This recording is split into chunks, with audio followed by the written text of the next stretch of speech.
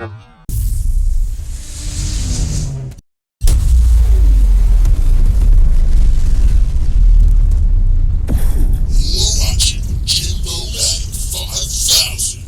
is vlog number 5, and it seems that somebody has been messing with my hole.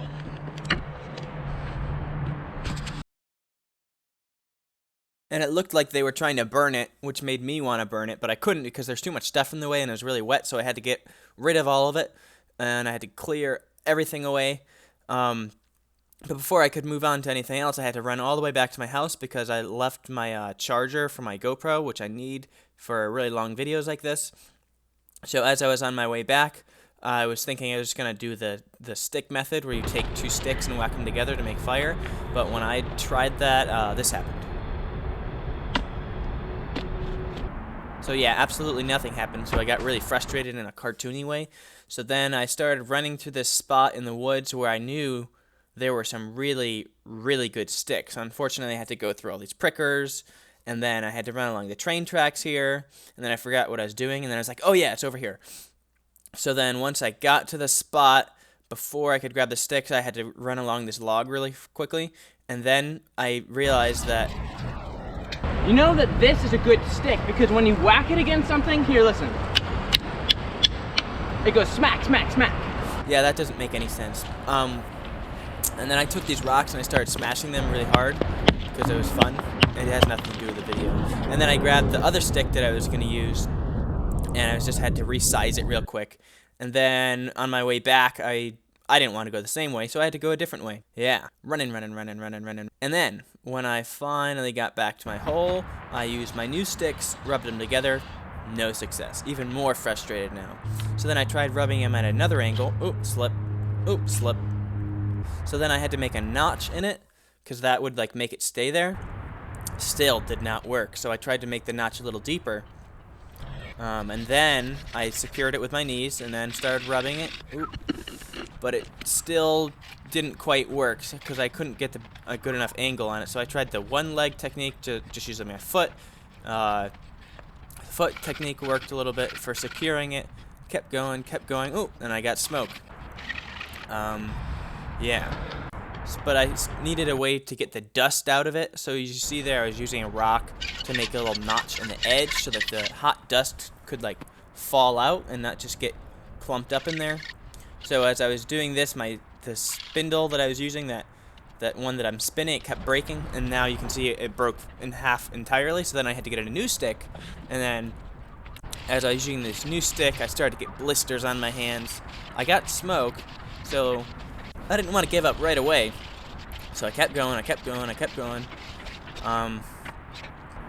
This was all over the course of like multiple hours, and I got a pile of dust, but it was not on fire because everything was so wet. So then I finally burned all the way through my stick, so I had to make a new notch on the end there, and then my stick broke in half, and then I had to make another one, and then it finally got dark, so I had to give up. Or so I thought. I went back to my house and got some extra tools. I had an X-Acto knife there, so I was making a notch in a not a wild piece of wood, but like a drier piece of wood from my house. And I got smoke, and then I started making a notch. So I was pretty certain here that I was going to make fire. As you can see, that is a really, really nice looking notch. And then I had to gather sticks, so I like to gather them from a tree where they're off the ground. And so there's a nice tree here that was at an angle, so I walked up the tree there. I was going to try and knock some branches off, but then I fell out of the tree, and then I was like, that's cool. So then I stopped doing that. And then, after that, I started picking up sticks on the ground, because they were just easier to get that way.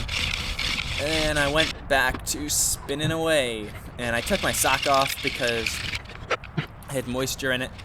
And as you can see there a second ago, I put a little bit of sand in it to add friction. And then it got really late, and I was really hungry, so I had to run all the way back to my house. But then on the next day, I'd run back, grab the piece of wood, and it had just rained that night. So I had to bring it back all the way back to my house, and then I stuck it in the microwave, because that's how you dry things off. And then I stuck the spindle next to a fan and left it there for a few hours. And after it was all dry, I made a notch, and then I was like, let's do a bow drill technique. So see that thing? Like that. And then I had my little brother help me with this, and we were going at it. We were getting smoke, but no real success. But I was not ready to quit. So then we had his friend help us. Still no success, and then it started to get dark. And then finally we had an epiphany, just use matches. So we cheated, we used matches, my friends left, and I used my frisbee to fan the fire. And then I left to go to bed. But then the next day I came back out, and I started it up again using leaves and the frisbee, and I did this cross-hatching technique to finally get it going. And then after like multiple hours of just adding logs and like blowing it with a frisbee and repeating and adding more sticks, eventually I got like a stable fire going, and then I jumped across it. Yeah, like that. But I didn't make it. So, rip, goodbye.